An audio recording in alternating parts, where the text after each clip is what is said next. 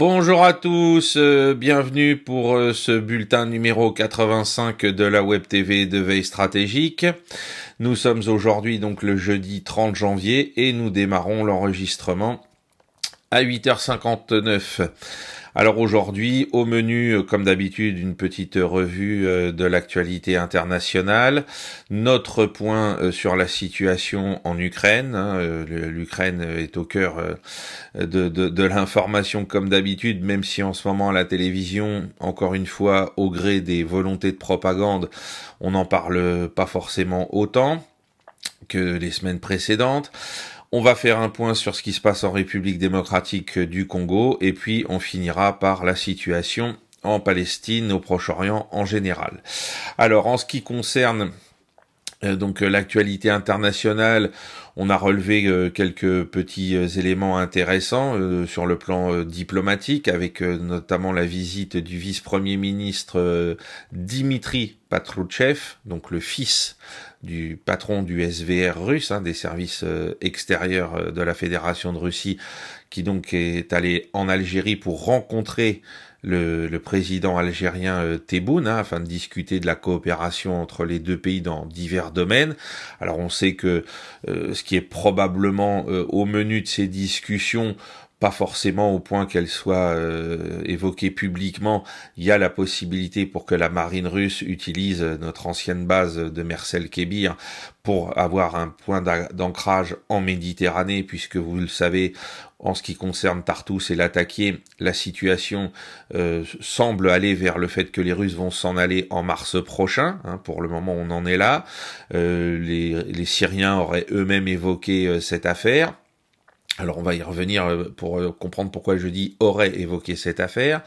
Et puis donc Patrouchev a également discuté, donc Dimitri Patrouchev a également discuté bien évidemment de la coopération militaire et technique en Algérie.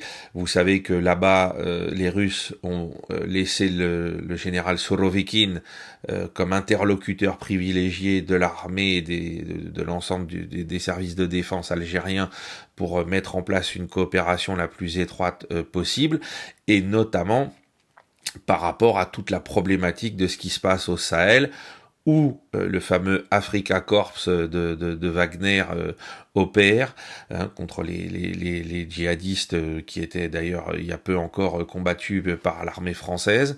Et donc on voit bien que l'Algérie reste un des premiers, sinon le premier partenaire de Moscou en Afrique du Nord, et que le régime algérien est très satisfait de cette coopération, puisque ça lui a permis, sur le plan justement militaire, de faire l'acquisition de chars ou d'avions assez modernes pour ses forces armées. Donc c'est assez intéressant de voir ce rapprochement, et vraiment ce qui reste, alors ce qui n'est pas évoqué dans les communiqués de presse pour le moment, mais qu'il faut guetter, c'est cette histoire d'accès à notre ancienne base de Mersel-Kébir, qui est aujourd'hui une base bien évidemment de la marine algérienne, pour la marine russe dans les mois qui viennent après le probable départ de Syrie. Alors, ça me permet de passer tout de suite à la Syrie.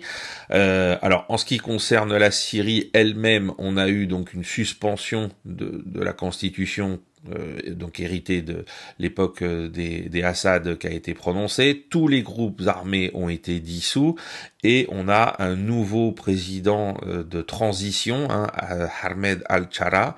Alors vous nous excuserez, on n'a pas eu le temps de vous dresser un portrait de ce monsieur, on le fera dans le bulletin de lundi prochain, mais voilà, on voit que les choses continuent de se mettre en place. Alors quand on dit tous les groupes armés sont dissous, va falloir voir ce qui se passe par rapport notamment à Hayat Tahrir al-Sham, mais pas que.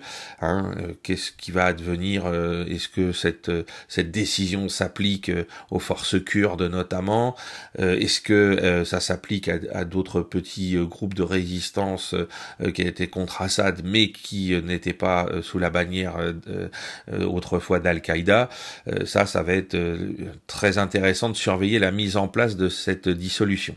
Et alors, sur le plan diplomatique, on a eu une rencontre. Il y a 2 hauts responsables diplomatiques russes qui se sont rendus à Damas et qui ont rencontré Al-Joulani.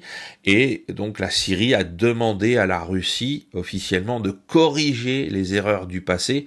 Alors je suis pas certain que ce soit le meilleur langage diplomatique à employer avec les Russes, parce que reconnaître le fait qu'ils ont honoré une alliance qui datait de l'époque soviétique avec la Syrie, ça paraît difficile que le mot erreur soit accepté par la diplomatie russe. Et donc, on ne sait pas encore si, à l'issue de cette discussion, le sort définitif de Tartous et l'attaqué a été acté ou non. C'est pour ça que je parle de aurait l'intention de quitter ces 2 bases, ou serait contraint par les Syriens de quitter ces 2 bases. C'est à voir, parce que de l'autre côté, on en avait parlé, Al-Joulani a très bien compris que les Américains veulent lui imposer leur volonté, qu'ils veulent l'utiliser encore une fois comme une espèce de proxy, et pour lui, y compris d'ailleurs contre les Turcs, ou contre les Israéliens, ou en faveur des Israéliens, et il a très bien compris l'intérêt dans la balance, dans l'équilibre des pouvoirs et dans l'équilibre des relations. Il a très bien compris tout l'intérêt qu'il y avait d'avoir une présence russe sur le territoire syrien, malgré les erreurs du passé, si on veut reprendre la terminologie de la diplomatie syrienne. Voilà. Et pour terminer, je signale que on est en plein dans les auditions du Congrès pour que tous les membres du gouvernement de Donald Trump soient acceptés, validés par la représentation nationale aux États-Unis. Alors on a vu la façon dont, alors c'est les premières auditions, les décisions définitives, notamment pour des gens comme John Fitzgerald Kennedy Jr. ou Tulsi Gabbard sont encore en cours, c'est en 2 rounds, et donc on a vu contre John Fitzgerald Kennedy, Robert Francis Kennedy Jr., je vais y arriver, excusez-moi, ce matin j'ai pas tout en phase. Eh bien, on a vu que Robert Kennedy Jr. a été soumis à des questions terribles de la part des gens du Parti démocrate, qui voudraient qu'il promette, qu'il fasse serment de ne pas poursuivre les industries pharmaceutiques. Vous vous rendez compte? C'est-à-dire qu'on a des gens qui appartiennent à la représentation nationale qui disent non, Big Pharma peut faire ce qu'il veut, faut que vous nous promettiez, que vous prêtiez serment sur le fait que vous n'allez pas les poursuivre en justice. C'est fou. C'est absolument fou. Donc on va voir si le 2e round de ces audiences aboutit à sa nomination et à celle d'autres personnes comme Tulsi Gabbard, vous le savez, à la tête de l'ensemble des agences de renseignement américaines. Donc affaire à suivre dans les jours qui... Enfin, je crois que c'est demain que se termine l'ensemble de ces auditions. À suivre. Alors maintenant, on va parler donc du théâtre ukrainien, parce qu'il est un petit peu passé sous silence par rapport à d'autres éléments de l'actualité internationale. Donc aujourd'hui, on va se centrer sur 2 points qui sont très importants sur le terrain, mais avant ça, on va parler de quelque chose. Donc là, on vous a affiché la carte comme d'habitude de l'ensemble du pays. On va vous parler essentiellement du secteur de Kupiansk et puis du secteur de Chassovyar tout à l'heure. Ce qu'il faut noter, et là on va passer à une autre carte, ce qu'il faut noter, c'est la grande attaque de drones qui a été lancée par l'armée ukrainienne dans la nuit, donc vous le voyez, du 28 au 29, donc de mardi à mercredi, sur plusieurs sites, généralement donc des raffineries, des dépôts pétroliers, etc.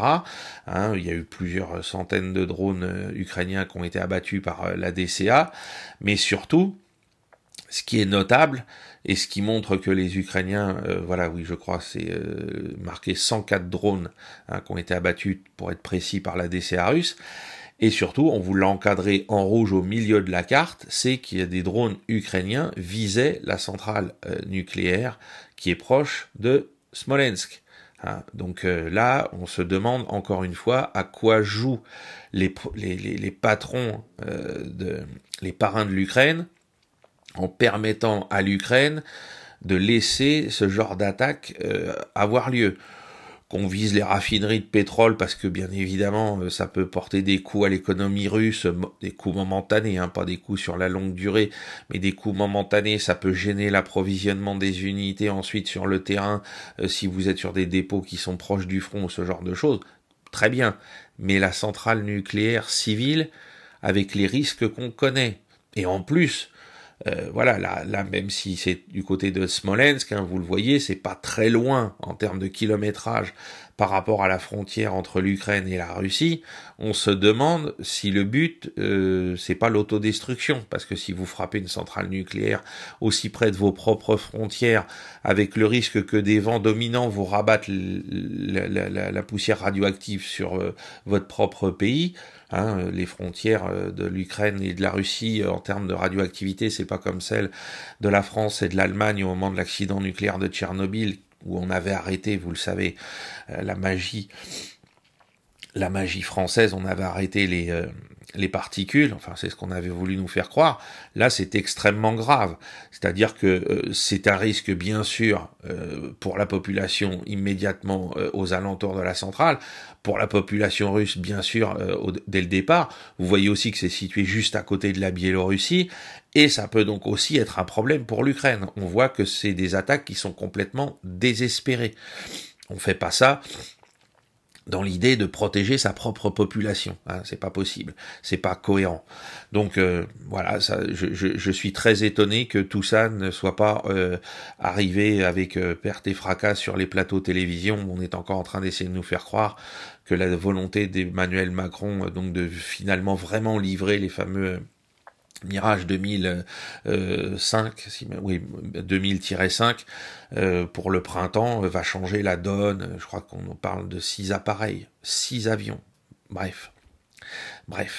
Alors par contre, ce qui est très intéressant sur le plan politique intérieure en Ukraine, et où là encore, on nous avait dit, quand on disait que l'Ukraine était un pays corrompu, que les Pandora Papers avaient tout balancé avant la guerre, enfin en tout cas avant l'invasion russe de 2022, que tout ça on n'était que des complotistes, des pro-russes, des vatniks, etc. Et bien là, on apprend qu'une enquête pénale a été ouverte directement contre le ministre ukrainien de la Défense, Umerov. Pour quelle raison? Abus de pouvoir dans l'achat d'armes et la gestion de l'aide militaire internationale. Depuis 2022, on a eu de cesse de dire que c'était en place à un niveau le plus élevé du gouvernement ukrainien, qu'il y avait donc des histoires de corruption qui faisaient qu'une partie des armes qui étaient livrées n'atteignaient pas les unités de combat, qu'elles étaient revendues sur le Darknet. On avait vu à l'époque passer donc des annonces sur le Darknet pour acheter des missiles anti-chars Javelin, etc. Et on avait retrouvé une partie déjà de ces armes. Hein. Il y avait des présidents de plusieurs pays d'Afrique noire qui avaient dit, ben voilà, on a retrouvé chez nous ce genre de matériel. Qu'est-ce qui se passe? Où en sommes-nous? Hein, donc on voit bien que, une fois encore, on a beau avertir, on a beau prévenir et d'apporter plus que des faisceaux d'indices, des preuves de ce qui se passait depuis presque 3 ans, on nous insultait, on nous traitait de tous les noms, et puis ben voilà, aujourd'hui, tout ça finit par sortir, et on a un ministre de la Défense qui va se retrouver face à ses juges pour avoir participé à ce genre de choses. Rien de nouveau. Et c'est pas le premier dans le gouvernement ukrainien qui a été accusé de tout cela. Je rappelle qu'on a eu des accusations similaires. Alors étaient-elles fondées ou servaient-elles de levier pour lui porter préjudice à l'ancien ministre de l'Intérieur ukrainien qui a fini tué dans un soi-disant accident d'hélicoptère au moment où certaines discussions internes en Ukraine au sujet de ce qui s'était passé à Boutcha commençait à poser problème. Parce que je rappelle que pour Boutcha, nos gendarmes sont censés enquêter là-bas depuis fin avril, début mai 2022. On ne sait toujours rien de l'enquête. Ce qu'on sait, c'est que la procureure générale de l'Ukraine avait été limogé dans la foulée au début du mois de juillet ou à la mi-juillet 2022 si ma mémoire est bonne. On sait que le ministre de l'Intérieur lui aussi a été quelque part limogé dans un accident d'hélicoptère un petit peu particulier. Bon, voilà. Et aujourd'hui, on ne sait donc toujours rien de l'enquête officielle menée par des gendarmes français sur ce qui s'est passé à Boutcha. On reste sur les affirmations des uns et des autres, mais sans que légalement les enquêteurs qui avaient été dépêchés à cet effet puissent nous dire, bah oui, c'est ci, c'est ça, c'est toujours pas. Hein, ne l'oublions pas. Donc, on va passer au terrain, où les choses ont un petit peu bougé dans des secteurs secondaires, hein, donc on va parler de Kupiansk et on va parler du secteur de Chassovyar en général. Alors on va commencer par le secteur, alors c'est Kupiansk, c'est le nord de Kupiansk, puisque comme vous pouvez le voir, la tête de pont russe a encore pris de l'ampleur depuis donc avant-hier, hein, on a vu les images des différents types d'observateurs avec des drones, etc., nous montrer donc que Dvorishna, qui est tout au nord, a été complètement conquise par les forces russes, et que maintenant, voilà, on a dessiné, alors on a laissé un petit pointillé en haut au nord de Dvorishna, parce qu'on ne sait pas encore précisément si les Russes bordent le petit village qui est en périphérie nord de Dvorishna, s'ils l'occupent totalement ou s'il y a encore des combats. Et puis, alors en bleu, vous avez bien sûr l'Oskol, hein. On a retracé le cours de l'Oskol, et puis donc le village de Zapadne, lui, on vous a annoncé qu'il était conquis depuis déjà plusieurs semaines, je crois que ça fait 15 jours maintenant, et donc les Russes ont maintenant le contrôle d'une tête de pont bien plus importante qu'il y a encore une semaine, et puis surtout avec des lignes de front qui sont homogènes, et qui vont, on le verra ou non, leur permettre de lancer une attaque, hein, c'est toujours la flèche pointillée rouge qui mène donc plein sud vers Kupiansk, pour prendre Kupiansk à revers et définitivement couper le groupement ukrainien qu'on évalue donc à 4 à 5 000 hommes, qui est sur la rive est de l'Oskol, dans le secteur entre Kupiansk et Svatovo. Voilà. Aujourd'hui, et donc cette expansion de cette tête de pont laisse entendre que les Ukrainiens n'ont pas été capables, d'une part, de contre-attaquer pour la résorber, hein, c'est-à-dire qu'ils n'ont pas les moyens, parce que si les Russes leur ont vraiment tendu un piège, c'est-à-dire où vous venez résorber cette tête de pont et vous allez encore être obligé de prélever des unités ailleurs dans ce secteur du front, faute d'avoir des réserves, puisqu'on le sait, les réserves sont massivement engagées de manière complètement folle dans le secteur de Soudja, hein, dans l'oblast de Koursk, et donc, soit vous faites ça, soit vous contre-attaquez en prélevant ailleurs, et ça nous fera un effet d'aubaine pour porter un coup dans cet ailleurs que vous aurez dégarni, soit vous nous laissez faire, et bon an, mal an, parce que ce n'est pas un secteur privilégié pour nous, c'est pas le secteur de l'effort principal, c'est pas notre Schwerpunkt, eh bien nous, on continuera de mener des attaques avec les moyens qu'on a engagés dans cette zone. C'est ce qui se passe.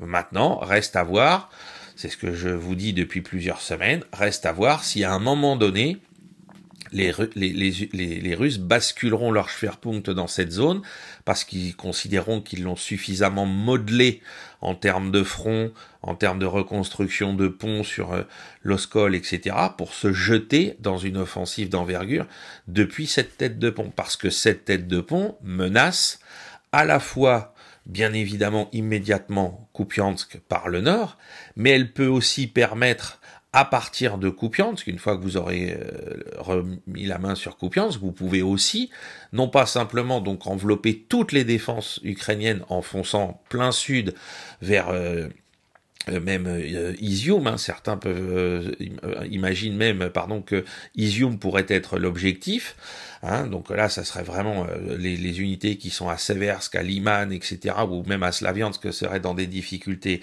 colossales, et puis ça permettrait aussi aux Russes d'attaquer plein ouest en direction de Kharkov. Voilà, parce que là, c'est pareil, il n'y a pas de réseau de défense, il n'y a pas de réseau de fortification organisé avec des points d'appui, etc. Le terrain est complètement ouvert. Donc je dis pas que ça va arriver demain, mais c'est quelque chose qui est tout à fait possible à partir du moment où les Russes considéreraient qu'ils butent ailleurs ou qu'ils ont des moyens supplémentaires, hein. On nous a expliqué que là, récemment, selon les observations des Anglo-Américains, hein, pas celles de l'OSINT, les Russes avaient réussi à mettre en place, grâce à l'augmentation de leurs effectifs, alors ils sont pas en Ukraine, hein, mais à créer une réserve générale avec 6 divisions, qui est capable d'être, qui peuvent être donc déployés en partie ou en totalité dans tel ou tel secteur, pas forcément de l'Ukraine, mais peut-être ailleurs si c'était nécessaire. Donc c'est extrêmement intéressant de savoir que quand l'Ukraine a peut-être encore l'équivalent de 2 ou 3 brigades de réserve qui en plus sont pas dans le meilleur état, puisqu'on a parlé, c'est sous ces brigades de la série des 150, donc la Anne de Kiev ou la brigade dont on a parlé la dernière fois qui avait été formée par les Allemands. Les Russes, eux, ont à disposition 6 divisions en réserve générale. Donc 6 divisions russes, si elles ont un effectif théorique à peu près correct, on peut penser qu'on est entre 60 et 75 000 hommes, hein, c'est pas rien. Donc si en plus on considère l'effectif des divisions sans compter les éventuels appuis hors division qui peuvent être mobilisés en leur faveur, ça peut même arriver à un corps de bataille de 80 000 hommes. Alors pas tous des combattants, hein, ça peut être donc les transmetteurs, etc., la logistique et compagnie, mais ça fait quand même un énorme corps de bataille de réserve qui peut être jeté au moment opportun pour remporter la décision dans tel ou tel secteur. Voilà, faut pas le perdre de vue. Et donc Kupiansk, enfin le nord de Kupiansk, se prêterait tout à fait à l'engagement de ce genre d'unité dans les semaines qui viennent. Donc à surveiller. L'autre secteur qui est intéressant et qui est donc toujours, j'insiste encore, un secteur d'effort secondaire pour les Russes, c'est le secteur de Konstantinivka, puisqu'il est bordé, vous le voyez, au nord, encadré en jaune par Chassovyar, et puis au sud, en rouge, par Toretsk. Hein. Alors c'est un secteur qui est extrêmement dense en fortification, en point d'appui défensif, etc. Parce que Konstantinivka, c'est la plaque tournante dans tout ce secteur de la logistique ukrainienne, donc il a été protégé par plusieurs réseaux défensifs et compagnie.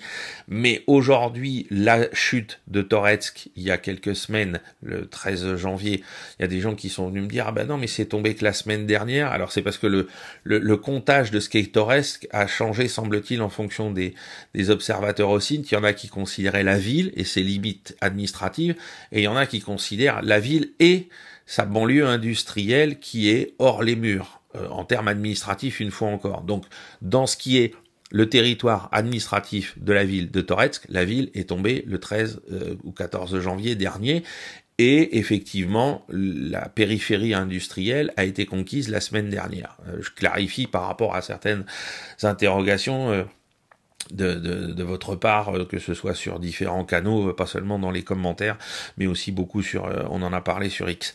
Donc, aujourd'hui, la chute de Toretsk et ce qui se passe à Chassovyar, dont on va parler dans un instant, met la ville dans une situation d'être prise entre deux feux, entre deux attaques qui pourraient complètement, alors sans forcément prendre la ville, mais juste en l'encerclant comme d'habitude, en laissant juste une petite porte de sortie. Vous le voyez, il y a des routes qui mènent vers le nord-ouest, vers le sud-ouest, légèrement vers l'ouest, mais vous avez tout un pan à l'ouest de la ville immédiatement, c'est de la campagne. Les Russes sont tout à fait capables de laisser une porte de sortie à la garnison uniquement dans cette zone, et en ayant coupé donc toutes les voies d'accès, ce qui empêcherait la garnison de tenir dans la durée, et notamment en coupant la route qui part vers le nord-ouest, parce que la route qui passe par le sud-ouest, par Bereztok notamment, et puis qui descend vers le bas à droite de la carte, relie le secteur de Konstantinivka au secteur de Pokrovsk. Et cette route-là est déjà coupée, on en a parlé, à l'est de Mirnograd, les Russes tiennent toute petite portion de la route, mais ils empêchent toute communication maintenant entre le secteur de Konstantinivka et le secteur de Pokrovsk-Mirnograd. Donc c'est extrêmement intéressant. Là encore, selon nos analyses, c'est un effort secondaire de l'armée russe. Ce n'est pas son point d'effort maximal, puisque c'est toujours pour nous le secteur de Pokrovsk. On va inclure le secteur de Constantinople dont on a souvent parlé ces derniers temps, parce que c'est vraiment là que les derniers grands nœuds de communication protégés de l'armée russe dans le sud du Donbass sont encore debout. Pour combien de temps, ça reste à déterminer. Donc là, ce sont des efforts secondaires qui fixent des défenses ukrainiennes en menaçant des secteurs qui sont importants pour les Ukrainiens et qui les obligent à les défendre et qui interdisent tout redéploiement. Et donc voilà ce qui se passe à Chassov-Yar, hein, puisque c'est pour ça qu'on parle de ce secteur, c'est parce que la situation à Chassov-Yar évolue.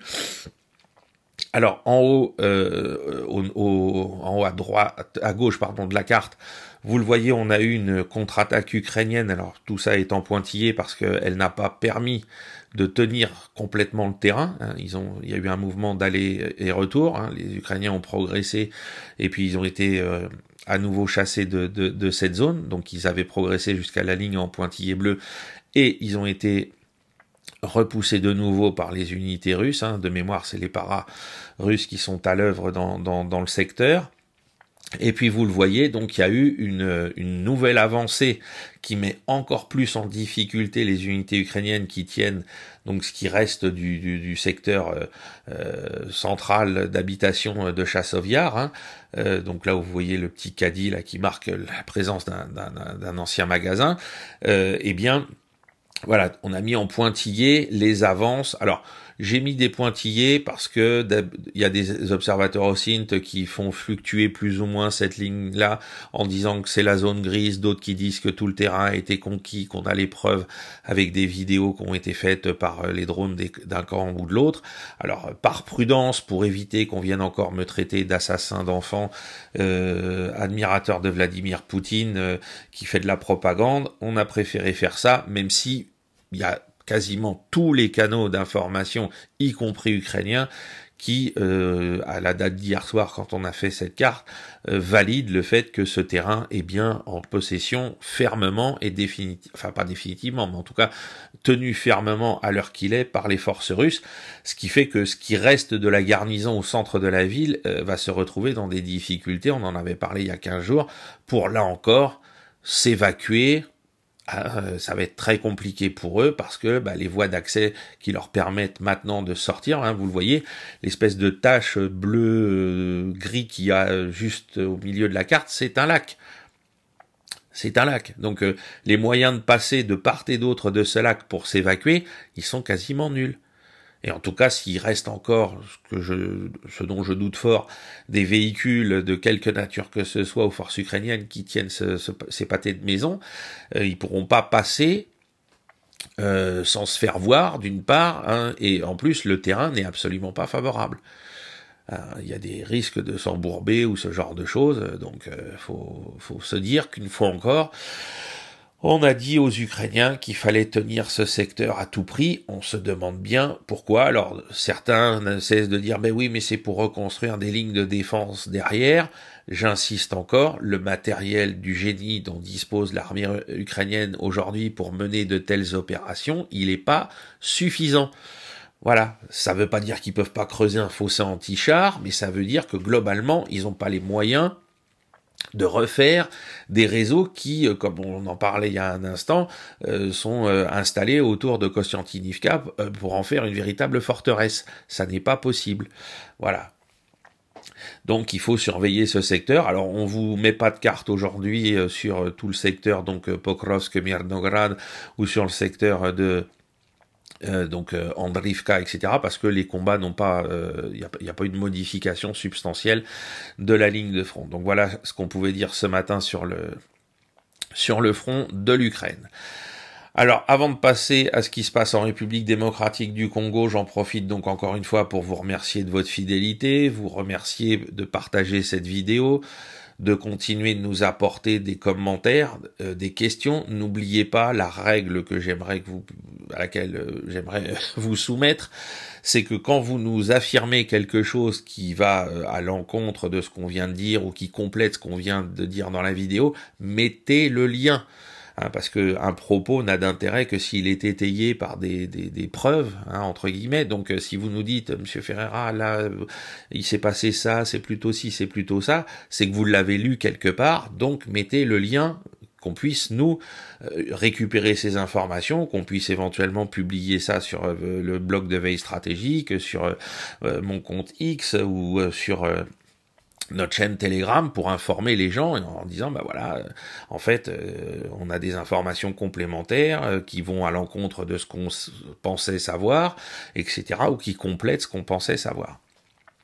Merci aussi à tous ceux qui ont compris donc que pour nous soutenir de manière durable et pérenne, le plus important c'était de rejoindre Patreon, hein, donc on a donc tous les jours vous avez des infos complémentaires sous forme d'au moins un article qui est traduit de la presse mondiale, hein, mais qui vient généralement de travaux qui sont faits en anglais et qu'on vous traduit pour vous mettre ça à disposition, que vous ayez ces infos.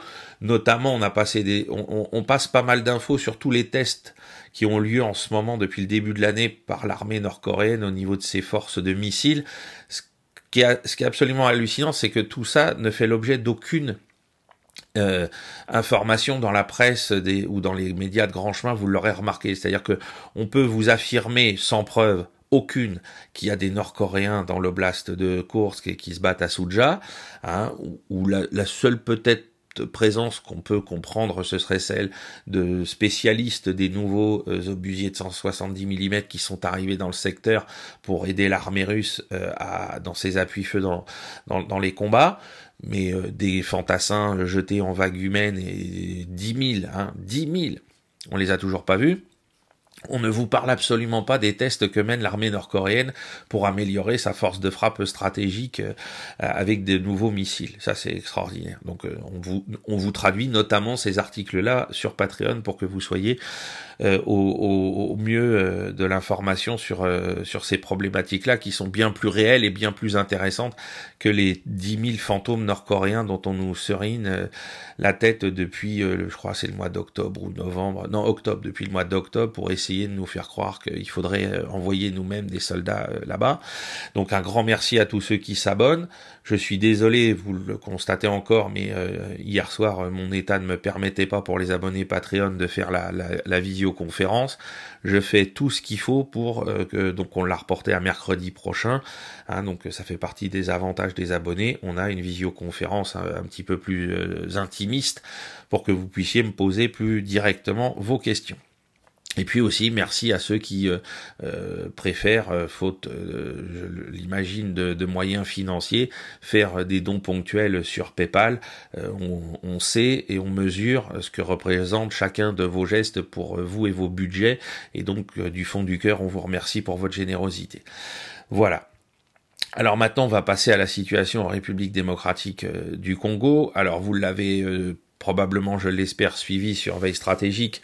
Donc la ville, alors on vous affiche une carte parce que je pense que peu de gens sont familiers de la géographie de l'Afrique et encore en particulier de celle de la République démocratique du Congo, qui quand je suis né et quand j'étudiais la géographie s'appelait le Zaïre, qui était dirigé à l'époque par la grande figure tutélaire du maréchal Mobutu, personnage haut en couleur pour le moins.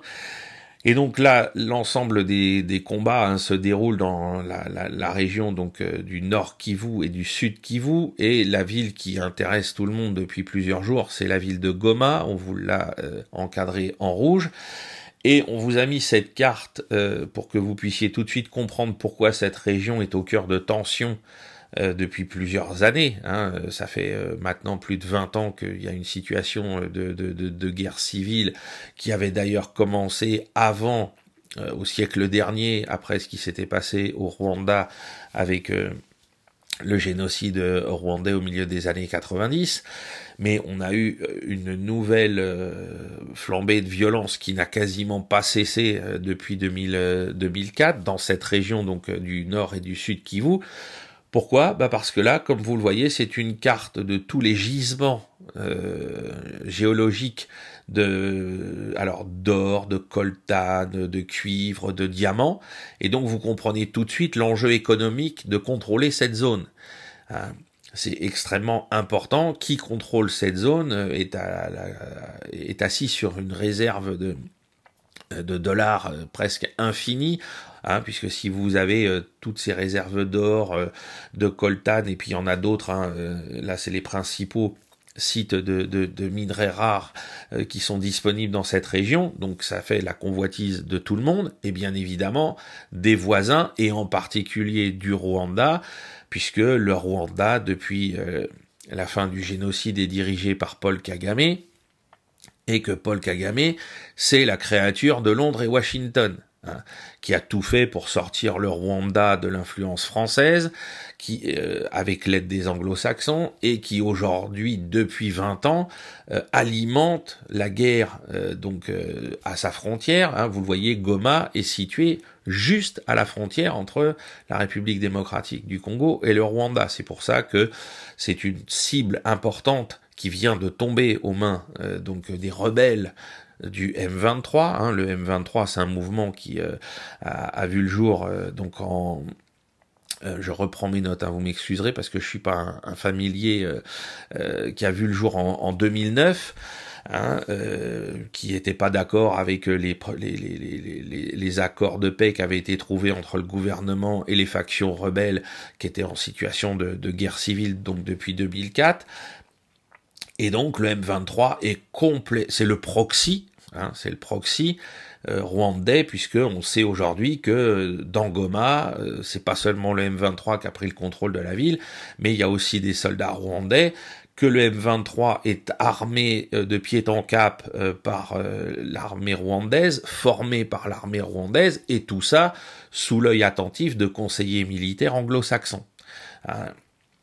Fut un temps, il faudrait se renseigner aujourd'hui sur la présence ou non aussi d'officiers et de techniciens israéliens, puisque à l'époque, au début du XXIe siècle, quand tout ça a commencé, on savait que Tsahal envoyait elle aussi des conseillers militaires au Rwanda pour former une partie des forces rwandaises avec les anglo-saxons.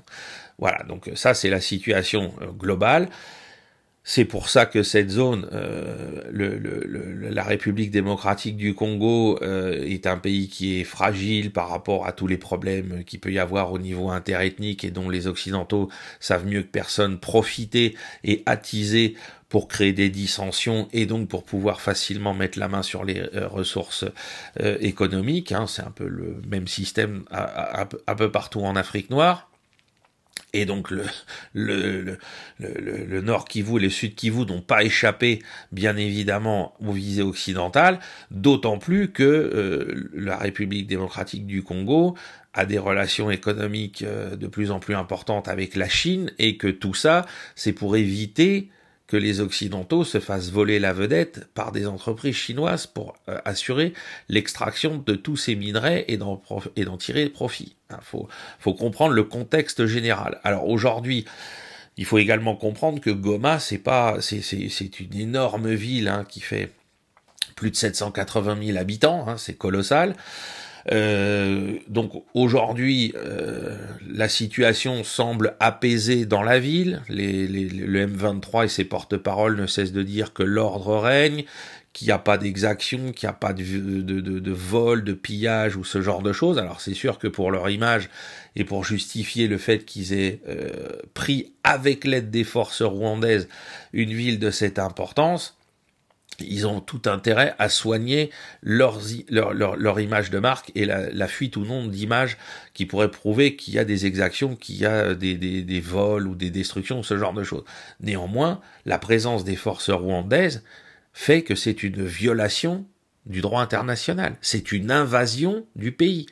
Est-ce que vous avez vu depuis 2 jours que la ville est partiellement ou maintenant totalement sous le contrôle du M23 et des forces rwandaises? Est-ce que vous avez vu la moindre protestation de la part de la communauté internationale occidentale? On a vu des petites protestations du côté américain, du côté britannique, mais tout ça très calmement. Et puis bien évidemment la France, qui a toujours été très influente dans l'ancien Zaïre et ensuite en République démocratique du Congo. Est-ce que la France a condamné quoi que ce soit? Elle l'a fait après les États-Unis.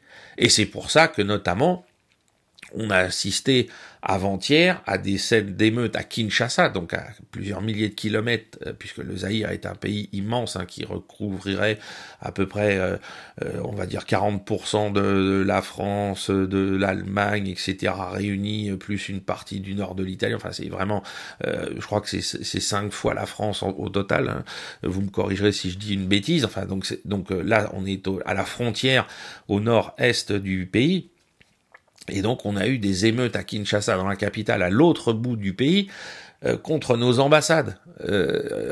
Belges, puisque c'est une ancienne colonie belge, française, mais aussi américaine et britannique, parce que les gens ont compris que c'était les parrains de l'opération qui était menée contre Goma, et puis la France, parce que la France est silencieuse.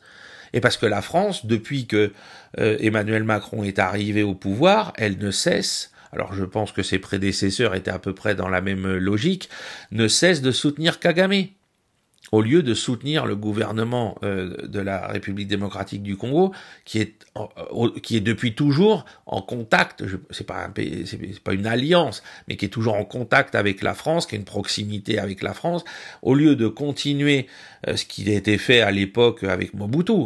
Alors, on nous dira, bah oui, mais Mobutu, bah oui, mais de toute façon, vous soutenez toujours des gens, faut arrêter de croire, voilà, l'Afrique, après la décolonisation, elle a pas eu le temps de devenir partout des démocraties libérales à l'occidentale, selon le modèle de Tocqueville. Non.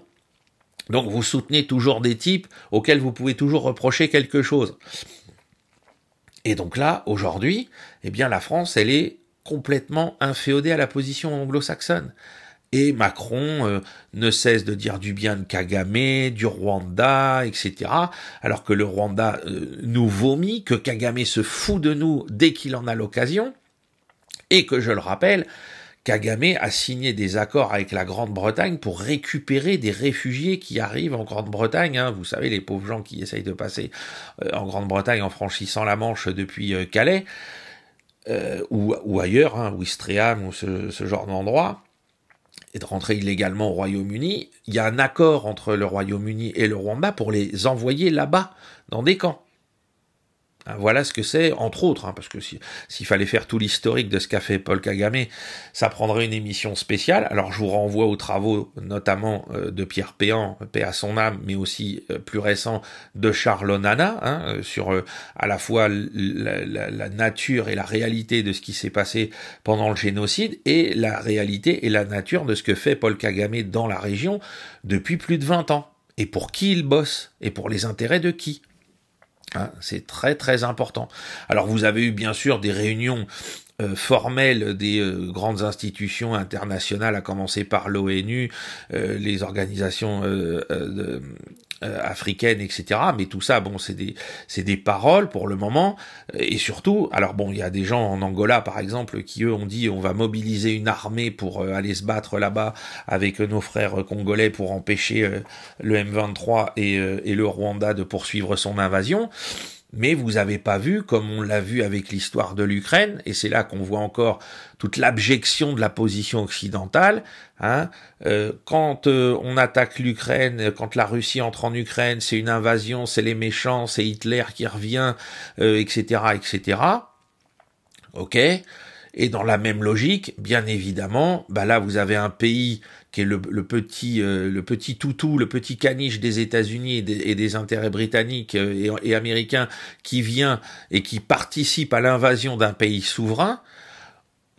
Après, j'ai passé ça, mais vous imaginez cette confrontation qui dure depuis 1997-98, on en est selon les estimations, parce que c'est une région qui est difficile d'accès, et puis vous le savez bien, il n'y a pas tous les systèmes d'état civil, etc., comme chez nous, mais on parle de 6 millions de morts, parmi une population civile complètement innocente. Et donc, malgré ce passif, malgré tout ça, aujourd'hui, personne n'est là avec des drapeaux congolais, enfin de la République démocratique du Congo sur son Facebook. Personne n'est là pour hurler en disant Kagame égale Hitler. Rien du tout. Pourquoi ? Parce que les gens qui meurent là, dans l'imaginaire et dans l'inconscient collectif des gens qui font ça, c'est des nègres. Donc on s'en fout. C'est comme à Gaza, c'est les bougnoules, on s'en fout. Voilà. Leur vie ne vaut pas la nôtre. Je vous rappelle que nos journalistes étaient à Kiev le 25, 26, 27 février à pleurnicher en disant « Mais vous vous rendez compte par rapport à ce qu'on a vu en Afghanistan, en Irak, etc.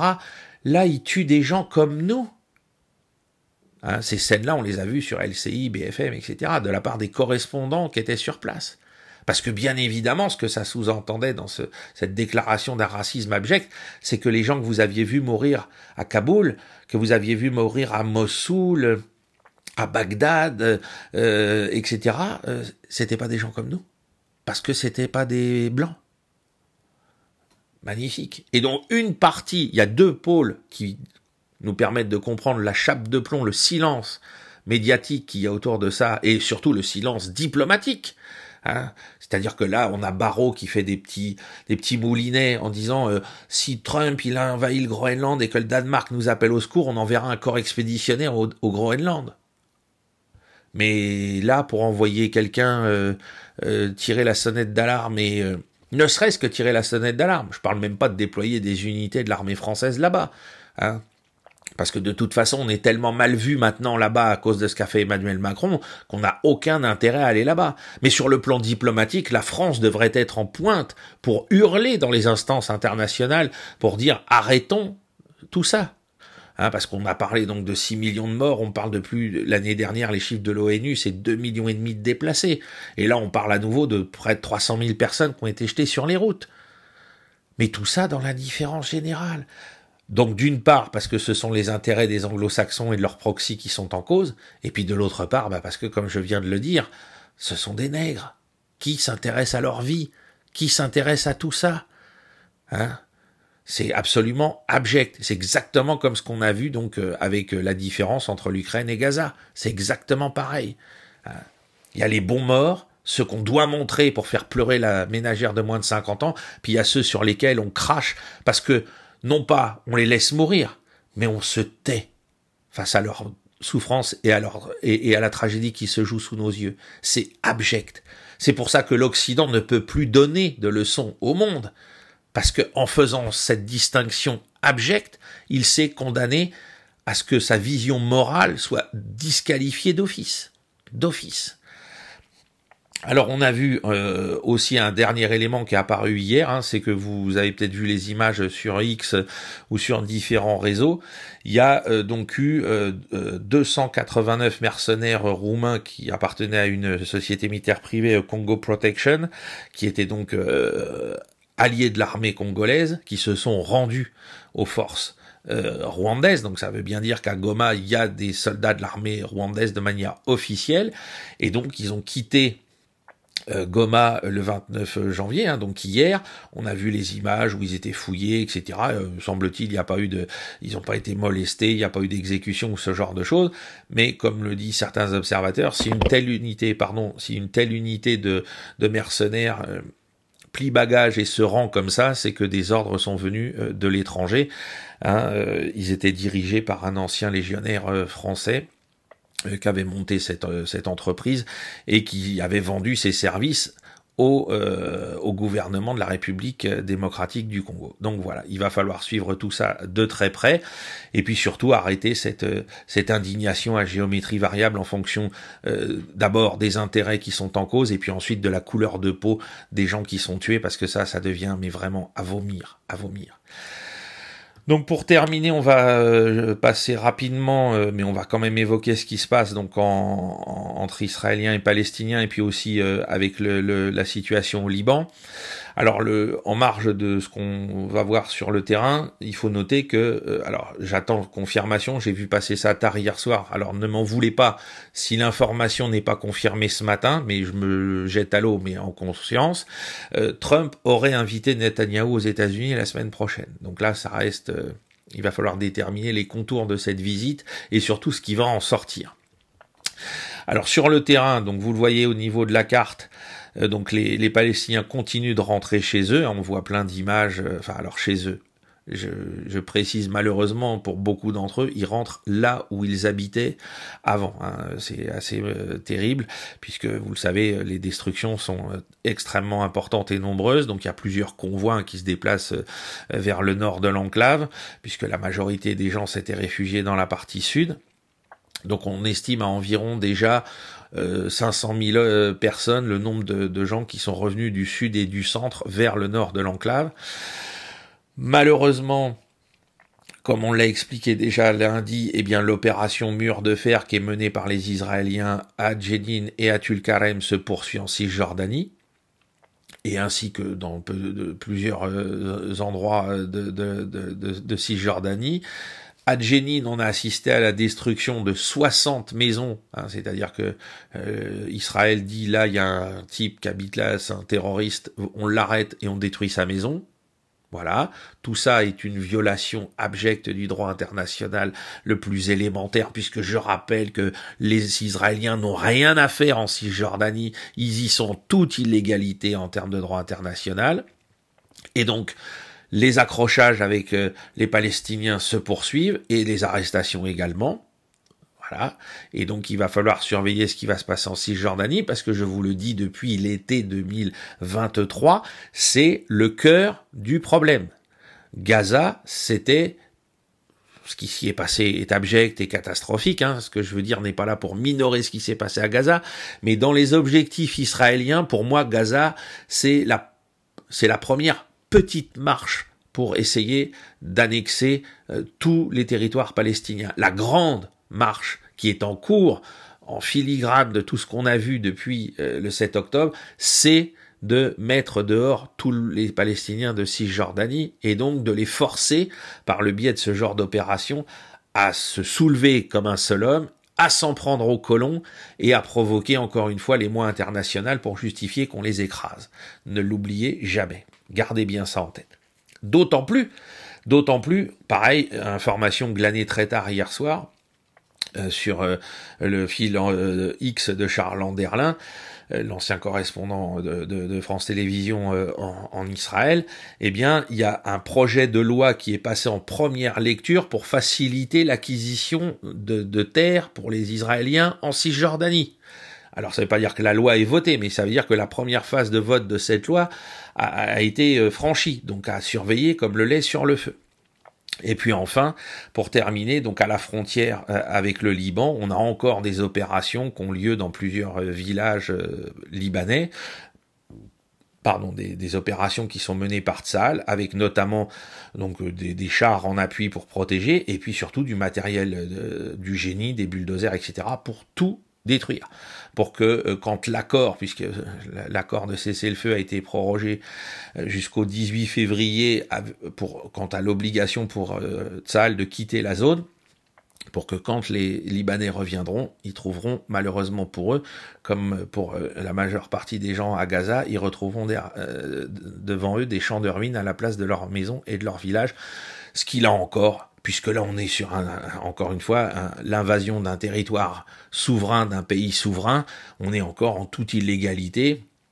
Tout ça est formellement interdit par le droit de la guerre de détruire les maisons impunément, alors que tout ça est considéré, c'est pas parce qu'avant-hier il y avait des gens du Hezbollah dedans, que là aujourd'hui il n'y a plus personne, vous n'avez pas le droit de raser tout ça, c'est absolument abject, là encore. Et tout ça, alors si je disais tout à l'heure que en ce qui concerne l'Ukraine, on parlait un peu moins du front ukrainien ces derniers jours, en ce qui concerne la situation à Gaza, on en parle un petit peu parce qu'il y a le retour des réfugiés et puis il y a les échanges entre les prisonniers palestiniens et puis les otages israéliens. De l'autre côté, ce qui se passe en Cisjordanie, on n'en entend pas parler, et ce qui se passe au Liban, encore moins. Voilà, il faut venir sur Veille Stratégique pour en entendre parler. Voilà donc, chers amis, ce qu'on pouvait dire sur cette actualité internationale extrêmement dense, extrêmement chargée, en essayant donc de couvrir les 3 points les plus chauds aujourd'hui des conflits sur le globe. On vous remercie encore de votre fidélité. On vous souhaite par avance un très bon week-end et on vous dit à lundi, et d'ici là, suivez les informations sur le blog, sur la chaîne Telegram, sur Facebook, sur mon compte X Tercios del Sol, pour ne rien manquer de toutes les mises à jour. Au revoir.